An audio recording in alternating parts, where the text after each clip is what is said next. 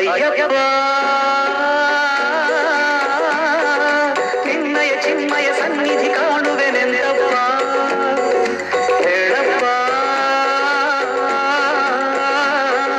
18 ಪಡಿ ಮುಟ್ಟಿ ಸೇವೆಯ ಕೊಡುವೆನೆ ನನ್ನಪ್ಪ ಅಯ್ಯಪ್ಪ ನಿನ್ನಯ ಚಿನ್ಮಯ ಸನ್ನಿಧಿ ಕಾಣುವೆನೆಂದಪ್ಪ ಹೇಳಪ್ಪ